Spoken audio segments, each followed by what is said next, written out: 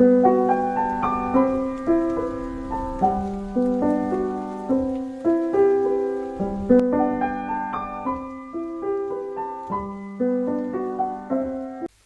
am Pankaj Agrawal, Department of Applied Science and Humanities, Ajay Kumar Garg Engineering College. I am going to deliver the course Mathematics Fast, meant for AKTU students. The course code for the course is KAS 103P.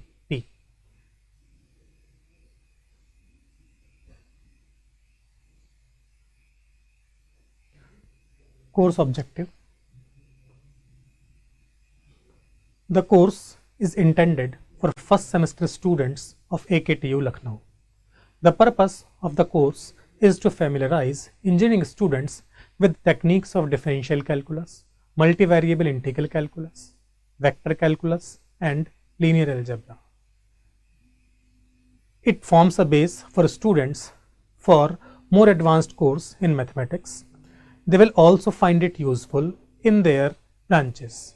It is also required in competitive exams like GATE, IES, and PSUs.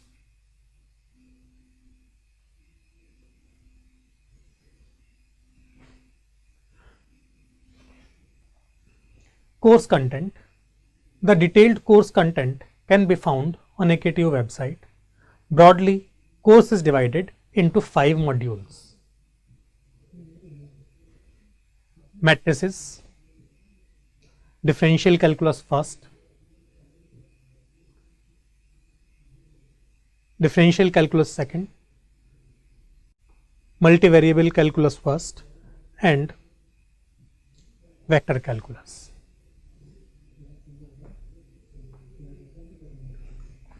As far as books are concerned, there are plenty of books available on the subject. Some beautifully written books on the subject are E. Kreyszig under John Wiley and Sons, Thomas Calculus by Pearson, B. V. Raman, Higher Engineering Mathematics by TMH Publishing Company, B. S. Grewal, Higher Engineering Mathematics by Khanna Publishers. Now we shall start our module matrices. Topics covered under this module will be inverse and rank by elementary row transformations, rank nullity theorem, system of linear equations, characteristic equation, eigenvalues and eigenvectors, Cayley-Hamilton theorem and its applications, diagonalization of a matrix, and types of matrices. Matrix. We have studied matrix in 10+2 also. It is a rectangular arrangement of numbers.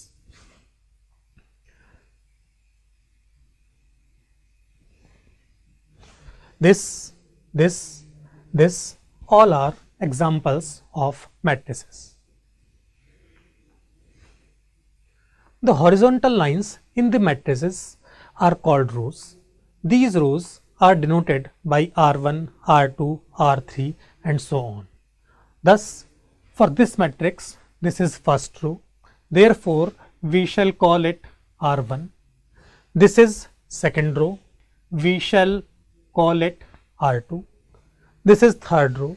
We shall call it R3. Similarly, this matrix has only 2 rows. This row, this is R1 and second is R2, that is row 2.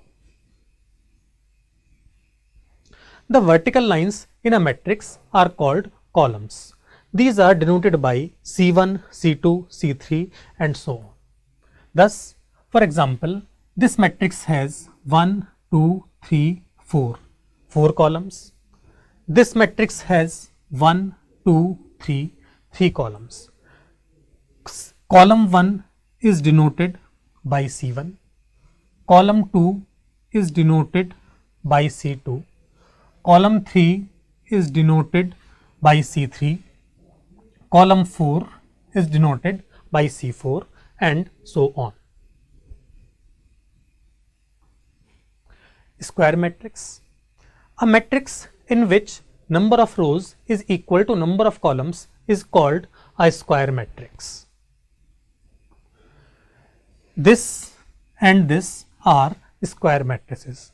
Why? Because this matrix has 1, 2, 3, 3 rows, 1, 2, 3, 3 columns. That is, number of rows equal to number of columns. Similarly, for this matrix, 1, 2, 2 rows, 2 columns. Number of rows is again equal to number of columns, each is equal to 2. Therefore, this is a square matrix. The number of rows or columns in a square matrix is called order of the matrix. Thus, this matrix is of order 3, this matrix is of order 2.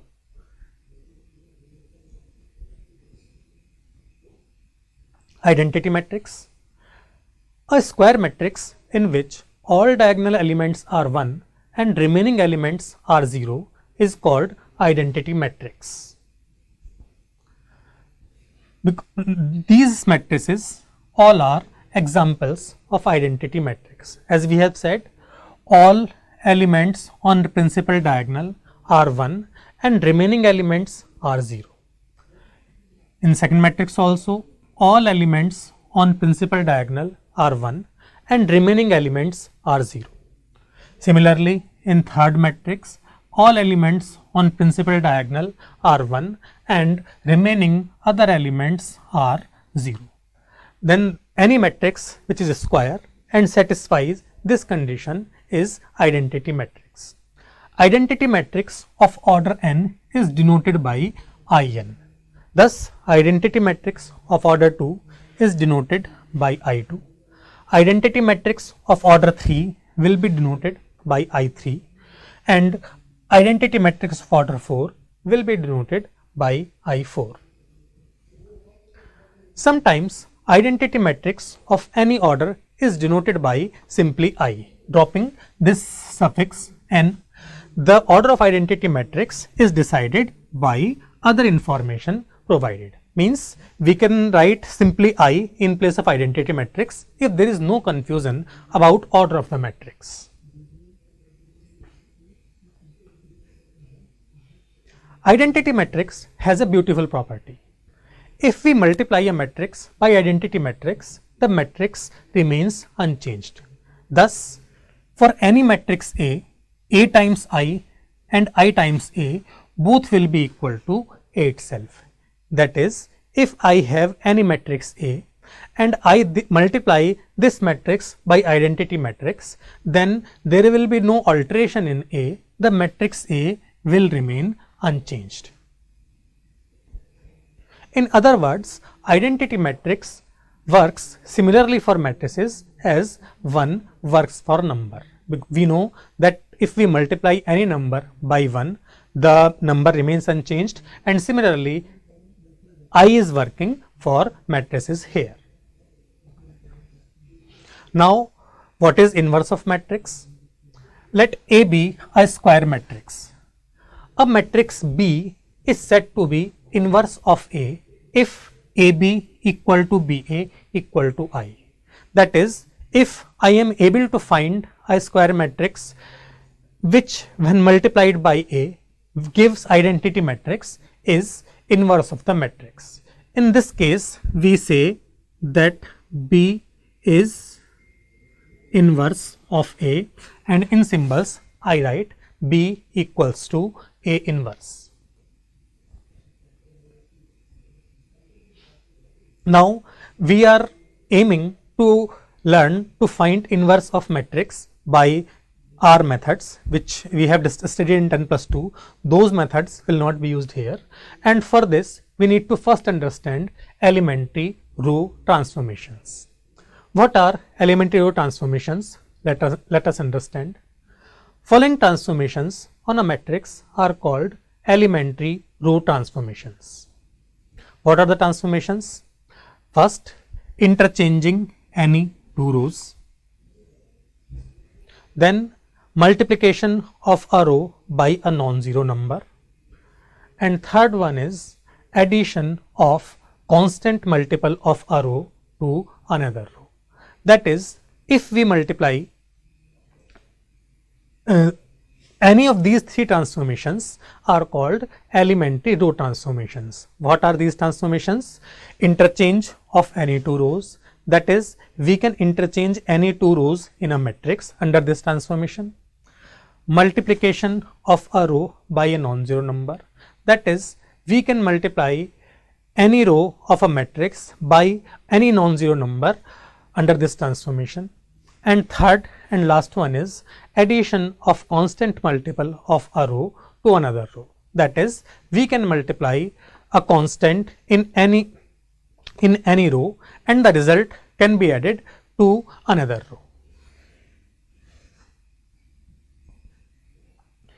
Now we shall understand these transformations with the help of example because they are extremely useful in coming discussion. And first of all, we shall understand interchange of any two rows with the help of examples.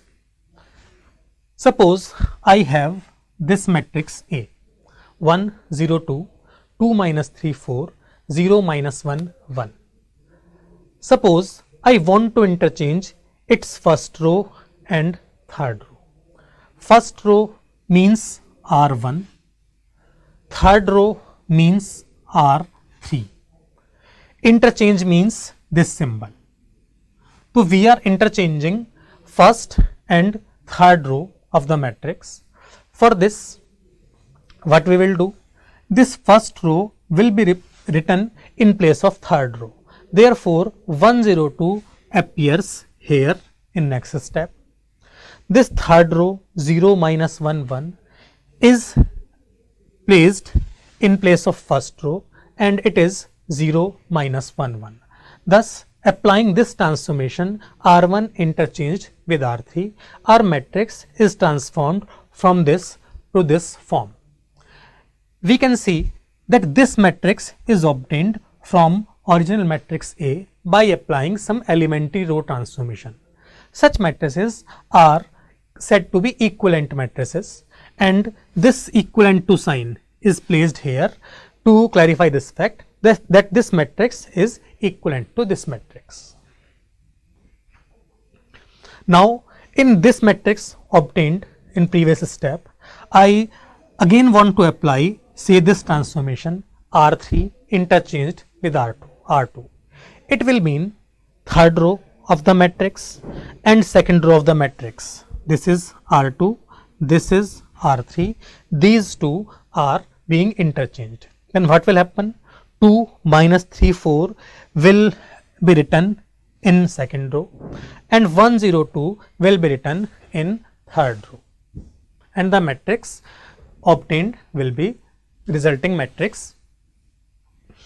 Now we move towards next transformation and next transformation is multiplication of a row by a non-zero number. We shall understand this transformation with the help of example again. Suppose A is this matrix. According to this transformation, we can multiply a row by a non-zero number. That is, any row of the matrix can be multiplied or divided by any number because division is also type of multiplication and therefore division is also permissible under this transformation. Suppose I want to apply first row, I want to multiply first row by 2. Then what I shall write? I shall write R1 replaced by twice of R1. Under this transformation, each element of this row R1 that is first row will be multiplied by 2. Thus 102 multiplying 1 by 2 I obtain 2, multiplying 0 by 2 I obtain 0, multiplying 2 by 2 I obtain 4. Thus applying this transformation R1 replaced by 2R1, I obtain this matrix. As I discussed in previous slide, again these are equivalent matrices, therefore this equivalent to sign is placed between them. Now suppose in this matrix I want to apply this transformation R3 replaced by minus 2R3. That is, we want to multiply each element of third row. Because it is R3, each element of third row will be multiplied by minus 2. Multiplying 0 by minus 2, it will remain 0 itself. Multiplying minus 1 by minus 2, it will become 2. Multiplying 1 by minus 2, it will become minus 2. Therefore, the matrix obtained from this matrix applying this transformation is written here. Because these are again equivalent matrices, and therefore this equivalent to sign is again placed here.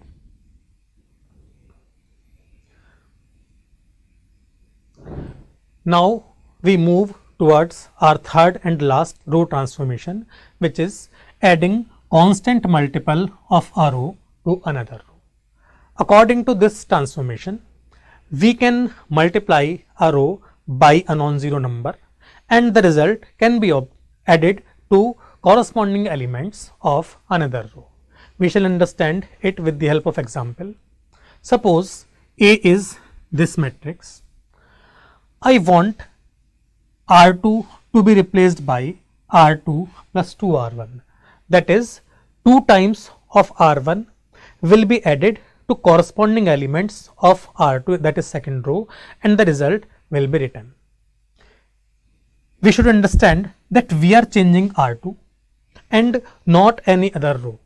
Therefore, R2 is changed. It was minus 1, 0, 1, and it is 1, 2, 5. But remaining two rows, R1 and R3, remains unchanged.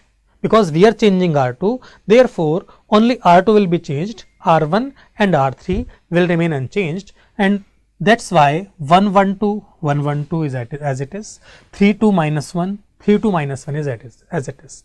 Now, how this row is obtained?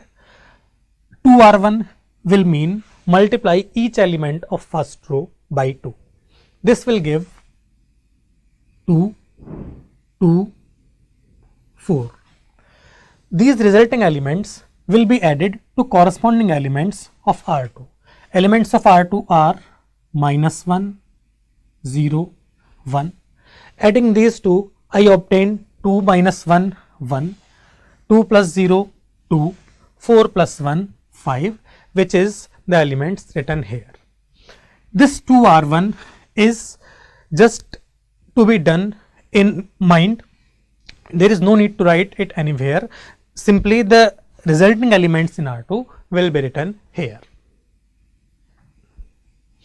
Now suppose in the matrix so obtained, I want to apply this transformation R3 replaced by R3 plus 3R2. It means R3 is getting changed. Therefore, remaining rows R1 and R2 will be unchanged, and that's why 1, 1, 2, 1, 1, 2 as it is, 1, 2, 5, 1, 2, 5 as it is. R1 and R2 are unchanged.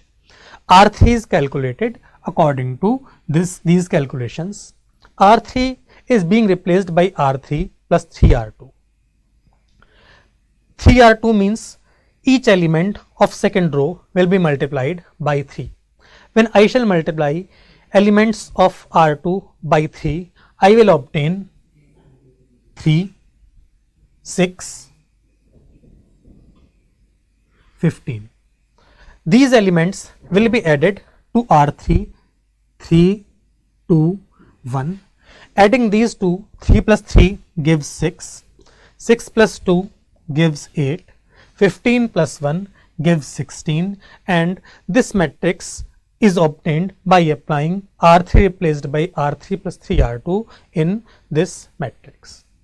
It is the transformation which is called adding constant multiple of a row to another row.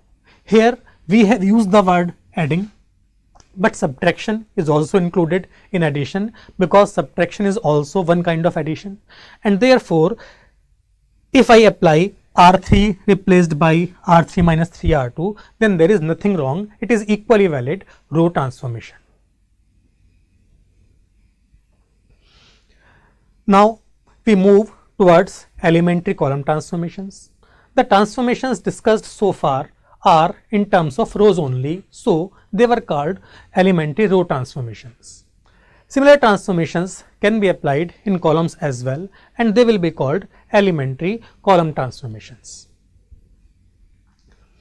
Following transformations are called elementary column transformations: interchanging any two columns, multiplication of a column by a non-zero number, addition of constant multiple of a column to another column.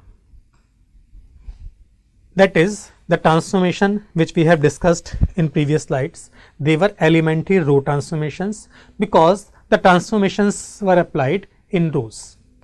If we apply these transformations in place of rows in columns, then the transformations are called elementary column transformations.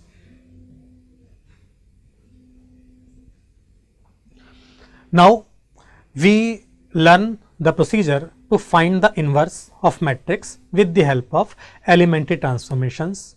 The procedure is called Gauss-Jordan method. The method is based on the following property of elementary row transformations. Any elementary row transformation applied on the product of two matrices is equivalent to the same elementary row transformation applied on P factor. What does it exactly means? Let me explain. Suppose A equal to P into Q. A matrix A is written as a product of two matrices and R is any elementary row transformation. Then R applied on A equals to R applied on P into Q. That is, if I apply any row transformation in this matrix A, I will obtain some matrix. It is said under this rule, this property, that if same transformation is applied in this P factor and result is multiplied by Q, then the resulting matrix will be same as we have obtained in left hand side.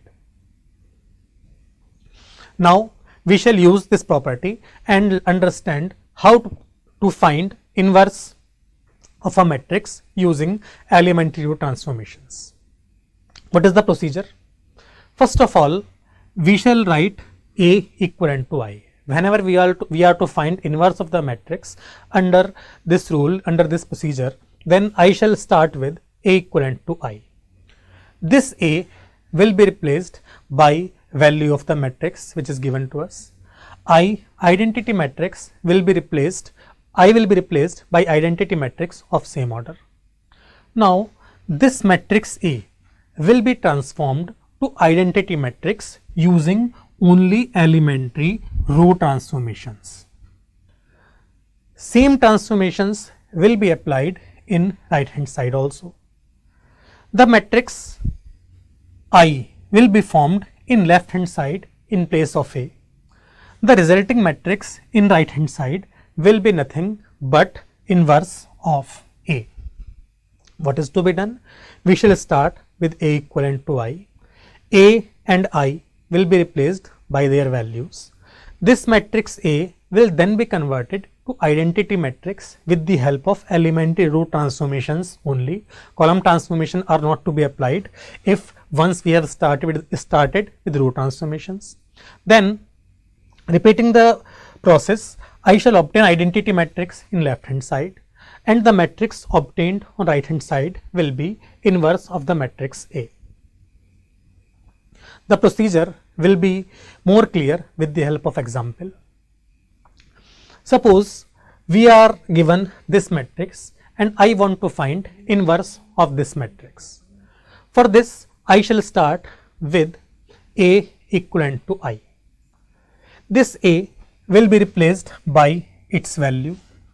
I will be replaced by identity matrix of same order. Now I want to convert the matrix on left hand side to identity matrix. To convert left hand side matrix on into identity matrix, we need to introduce this form on left hand side. For this, there is specified sequence of making ones and zeros. What we shall do? We shall introduce ones and zero in a systematic manner, in a sequential manner. It will ensure that our work goes smoothly and we are reached to identity matrix in specified limited steps. For this, what we shall do? We shall first introduce 1 at this place, means first element of principal diagonal will be converted to 1 with the help of elementary row transformations. With the help of this one, remaining elements of the column will be converted to 0. Then second element of diagonal will be converted to 1. With the help of this one, remaining elements of the column will be converted to 0.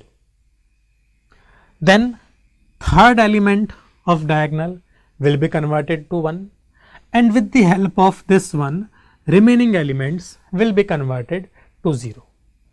The row transformations which are applied in left hand side, same transformations will be applied in right hand side also in each step.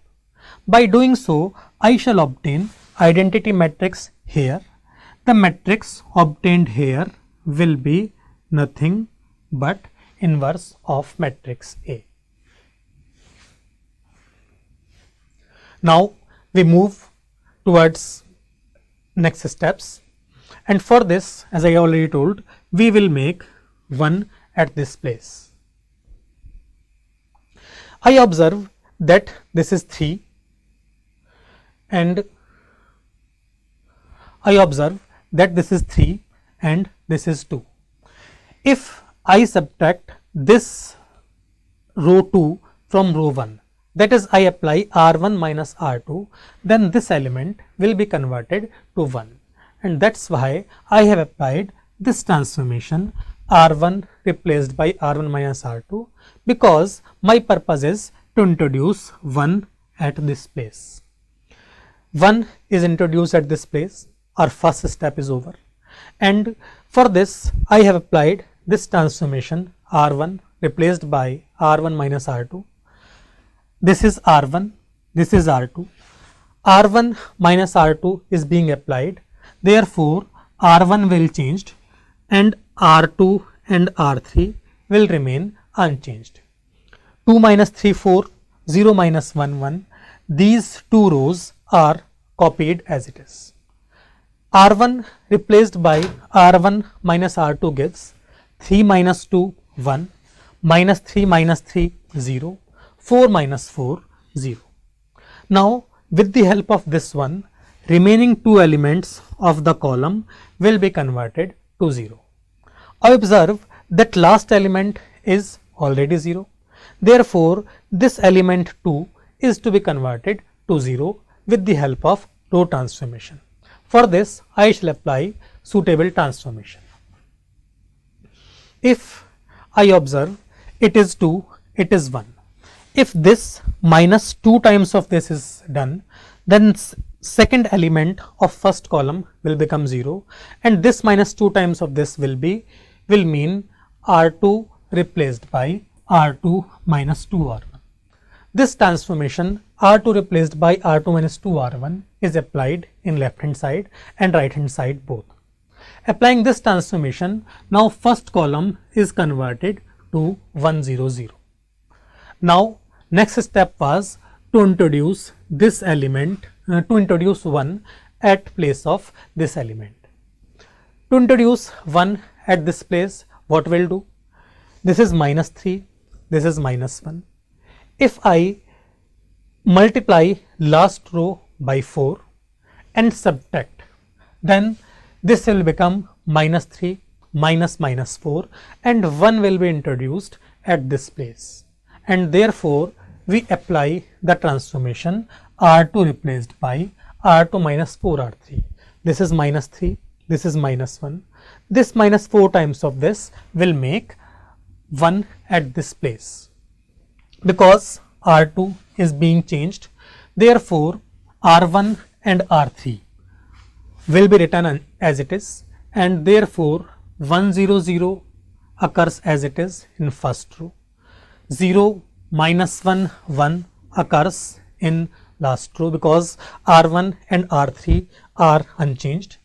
Applying this transformation, R2 replaced by R2 minus 4R3 will give this minus 4 times of this. 0 minus 4 times of this 0. This minus 4 times of this 1. This minus 4 times of this 0. Same transformation will be applied in right hand side also. R2 minus 4R3. This minus 4 times of 0 minus 2 as it is. 3 minus 4 times of 0 3 as it is. 0 minus 4 times of 1 becomes minus 4. Now we can see that 1 is introduced at this place. With the help of this one, remaining element of the column will be converted to 0. This is already 0. This minus 1 will be converted to 0, and for this we shall use this one. This is minus 1, this is 1. If I add this 1 to this minus 1, this element will be transformed to 0, and the transformation is R3 replaced by R3 plus R2. This plus this will make 0 here. I am applying this transformation in this matrix because we are changing only R3. Therefore, R1 and R2 will remain unchanged. 1 0 0 as it is, 0 1 0 as it is. R3 plus R2 will give this plus this 0, minus 1 plus 1 0, 1 plus 0 1. Same transformation will be applied in right hand side. I have applied R3 replaced by R3 plus R2. This is R3, this is R2. This plus minus 2 will give minus 2 here. 0 plus 3 gives 3 here. 1 plus minus 4 gives minus 3 here. Now I can observe that this matrix on left hand side is identity matrix. Therefore, the matrix obtained in right hand side will be nothing but A inverse, and so this A inverse will be written separately, and it is done here. The value written there is the value of A inverse for which we were trying. Let me explain the procedure once again. This matrix was given to us. Our purpose was to find inverse of this matrix with the help of elementary row transformations. First of all, I shall start with A equivalent to I. Then this matrix will be converted to this identity matrix using only row transformation, and this matrix, when converted to identity matrix, the transformation required in left hand side, same transformations will be applied in right hand side also, and applying these transformations, the matrix obtained on RHS will be A inverse. This was 3. I introduced 1 at this place. With the help of this one, remaining elements of the column were converted to 0. Then this element was converted to 1. With the help of this one, remaining elements were converted to 0 in the column. This element is now already 1, remaining elements are already 0, so no work is required more, and the matrix obtained here is nothing but A inverse, which I have written separately and which it is required to be calculated. Now, with the help of this example, we have understood that how can we use elementary row transformations to find inverse of the matrix. In fact, elementary column transformations can also be used, but we should be aware that we can use either only row transformations in one problem or only column transformations in the problem. If we are applying both transformations in single problem, then we will lead to incorrect result. Now I am stopping here, and in next lecture we shall continue further topics.